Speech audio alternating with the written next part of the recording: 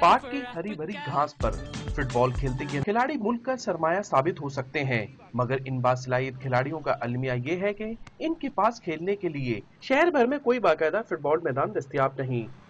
कराची में ग्राउंडों का है, ग्राउंड तो पहले यहाँ 11 सेट बिल्कुल नहीं है, ना होने के बराबर है। हमारे ग्राउंड जल्द से जल्द बना के ताकि हमारा जो गरीब और माशरा है वो मंशियात से दूर होकर स्पोर्ट्स में आ जाए।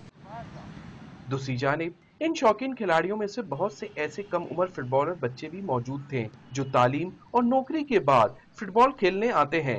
मैं पढ़ता भी हूँ और खेलने भी आता हूँ इधर अभी, और बहुत शौक है खेलने का।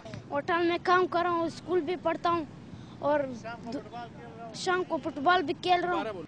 इन खिलाड़ियों के लिए ग्राउंड फराहम करना शहरी इंतजामिया की जिम्मेदारियों में शामिल है, मगर शायद शहरी इंतजामिया में अवामी नुमाइंदगी की मौजूदगी न होने के बायस शहर में किसी ग्राउंड की तामीर नहीं हो पा रही। ये बात हकीकत है कि पाकिस्तान में टैलेंट की कमी नहीं।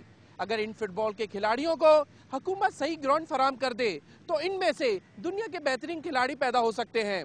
कैमरामैन फहीम रजा के साथ इमरान खान, डॉन न्यूज़, कराची।